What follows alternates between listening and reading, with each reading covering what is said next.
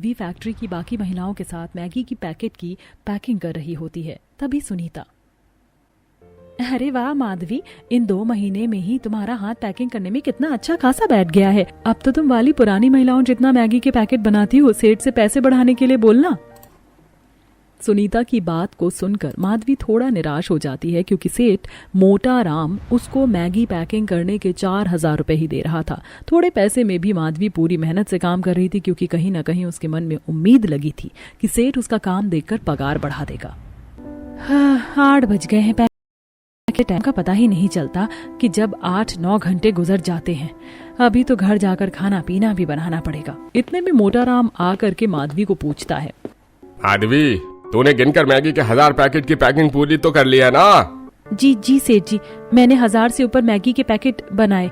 ये आप गिनती करके देख लीजिए। मोटा राम जी, माधवी ने 1000 नहीं बल्कि आज 2000 पैकेट पूरा किया है। अब ये हम पुरानी लेडीज के बराबर में काम करती है। इसको भी पर पीस पैकेट के हिसाब से पैसे देने चाहिए तुमको। अरे बढ़ा दूंगा पैसे, मैंने कौन सा मना किया है। दिवाली आने वाली है तब बढ़ा दूंगा। वैसे भी इसे लगे अभी 2 महीने ही हुआ है।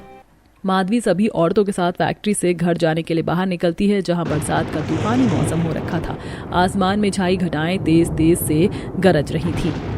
कितना भयंकर बारिश का मौसम बन रखा है माधवी, तुम कैसे घर जाओगी? तुम्हारे पास तो छाता भी नहीं है और तुम्हारा घर फैक्ट्री से सबसे दूर है। अभी तो बारिश शुरू नहीं हुई है, मैं चली जाऊंगी। माधवी जल्दी जल्दी चलते हुए घर की तरफ बढ़ने लगती है। तभी तगड़ा आंधी तूफान उठने के साथ बड़ी जोरों की बरसात होने लगती है, जिससे शोभा को चिंता सताने लगती है।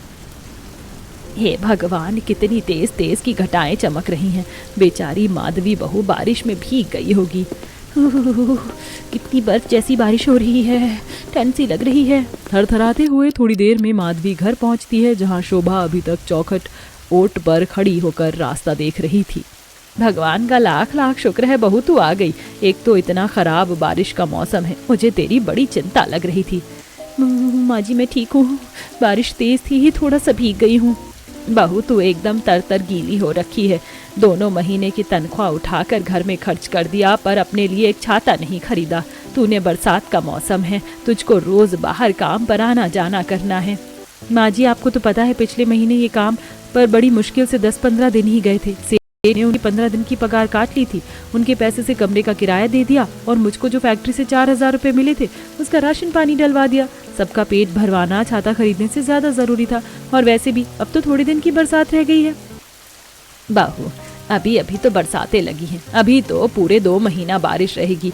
तू सबके बारे में सोचती है, सबकी छोटी छोटी जरूरत को पूरा करती है, लेकिन अपने ऊपर 1 रुपए भी खर्च नहीं करती है। इस घर की बहू होकर तू मनोहर के बराबर इस घर को चला रही है। तभी मनोहर भी बारिश में गीला होकर घर चला आता है। उसके हाथों में थैली होती है जिसके अंदर चाउमीन बंधी होती है। माँ माधवी, आप दोनों बाहर क्या कर रही हो? चलो अंदर। हाँ, आज सेठ ने लास्ट में बची थोड़ी चाउमीन पैक करके दे दी तो घर ले आया।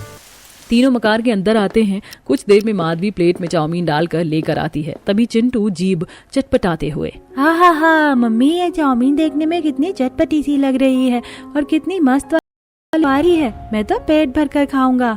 इतना कहते हुए चिंटू कांटे वाले चम्मच से ढेर सारी चाउमीन लपेटकर खाने लगता है, जिसे देखकर मनीषा पूजा मुंह बनाकर, ओए बुक्का लालची कहीं का सारा चाउमीन तो अकेले मत खा जाना, हम दोनों के खाने के लिए भी छोड़ दे। पापा हमारे लिए ही लेकर आए हैं। मम्मी पापा देखो, ये पूजा दीदी फिर से मुझको भुक्कड़ बोल रही है। क्योंकि तो है भुक्कड़, जब भी मम्मी मैगी बनाती हैं तो ज्यादा तू ही अकेले हड़प जाता है और हम दोनों को थोड़ा मिलता है, हप्सी कहीं का। चाउमीन खाने को लेकर तीनों भाई बहन छीना झपटी करने लगते हैं। मनीषा पूजा जल्दी जल्दी सारा चाउमीन खा जाती हैं, जिसके चलते चिंटू को चाउमीन नहीं मिलता तो रोने लगता है। मम्मी पूजा दीदी मनीषा दीदी सारा चाउमीन खाकर खत्म कर दिया। मैंने खाली 1 ही चम्मच खाया था, मुझको और खाना है। चिंटू की चाउमीन खाने की जिद पकड़े देख शोभा हरिराम उसे पुल्हाने लगते हैं। चिंटू बेटा, ये चाउमीन मैगी बच्चों को ज्यादा नहीं खानी चाहिए, इससे पेट में दर्द होता है। अभी मम्मी स्वादिष्ट स्वादिष्ट रोटी सब्जी बनाएगी, दुलारे पोते को अपने हाथ से खिलाएगी और दादा अपने को गोदी में बिठाएंगे। अरे नहीं, मुझको नहीं खाना रोटी सब्जी, वो मुझको चटपटा नहीं लगता है। मुझको मम्मी के हाथ की चटपटी वाली मैगी खानी है।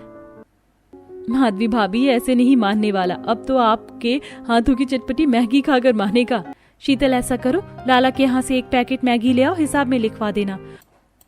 मैगी का पैकेट लेने के लिए शीतल लाला की दुकान पर आती है। हल्की हल्की बारिश अभी भी बरसना जारी थी, जहां शीतल देखती है कि बनिया की दुकान के बगल में फिंगर चाउमीन मोमोज बेचने वाला रेड़ी लगाकर खड़ा था और बारिश में उसकी खूब अच्छी बिक्री हो रही थी।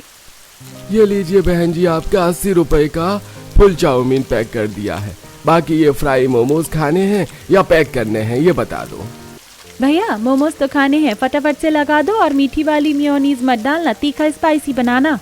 ठेले वाला लड़की की फरमाइश के हिसाब से गर्मा गर्म मोमोज पर अलग से पैकेट में से मिर्च पाउडर बुरक देता है और डोंगे में तीखी चटनी डालकर खाने के लिए देता है। आपकी मोमोज बहुत टेस्टी और तीखे हैं खाने में। उस लड़की के अलावा ठेले पर और भी लोग भीड़ जमा कर खा रहे होते हैं, जिसे देख शीतल, इस मोमोज फिंगर वाले का ठेला कितना अच्छा खासा जम गया है। बारिश के मौसम में ऐसे ही चटपटी चीज भी तो लोग खूब ज्यादा खाना पसंद करते हैं। शीतल कुछ देर में मैगी का पैकेट खरीद कर घर ले आती है।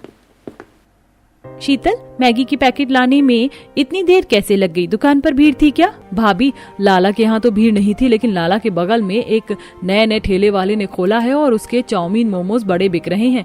एक बार में 15-20 लोग खड़े होकर खा रहे थे। खूब अच्छी कमाई हो रही है उसकी तो। भाभी, मैं तो कहती हूँ आप इस मैगी की फैक्ट्री में क्या 3-4 हजार पर काम कर रहे हो, इससे अच्छा आप भी मैगी बनाकर बेचो। आप तो इतना चटपटा मैगी बनाती हो। क्योंकि शीतल के हाथों में चटपटा स्वादिष्ट मैगी बना एक टाइम का खाना खाकर पेट काट कर रहना पड़ा था, तब मजबूर होकर माधवी ने बनाने की फैक्ट्री में नौकरी ले ली, जिससे 3 या 4 हजार रुपए का सहारा आने से आज जाकर परिवार 2 टाइम की दाल रोटी ढंग से खा पा रहा था। हालांकि शीतल के मन में भी खुद के मैगी रेस्टोरेंट खोलने की इच्छा थी, लेकिन ये डर भी था कि अगर ये काम नहीं चला तो उसे काम से हाथ धोना पड़ेगा। ऐसे ही समय गुजरता है। फिर एक सुबह, मम्मी मम्मी, आज तो तुम फैक्ट्री से ढेर सारी मैगी लेकर आओगी ना, तो हमको चटपटी मैगी बनाकर खिलाओगी ना? अरे मैं तो भूल गई थी कि आज फैक्ट्री से महीने का हिसाब मिलने का दिन है। ये महीना भी कैसे कैसे कट गया पता ही नहीं चला। अच्छा मैं चलती हूँ, शाम को आकर बढ़िया चटपटी मैगी बनाकर खिलाऊंगी।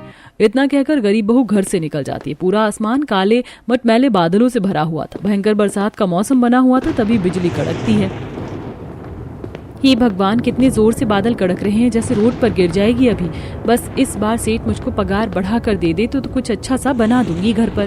फैक्ट्री पहुंचकर गरीब बहू मशीन पर मैगी बनाती। काम खत्म होने पर सेठ सबको तनख्वाह माधवी को दोनों बार के जितने 4 हजार की तनख्वाह मिलती है, जबकि बाकी औरतों को सेठ 8 और 10 हजार रुपए देता है, जिसे देख माधवी का मन मुरझा जाता है। सेठ जी,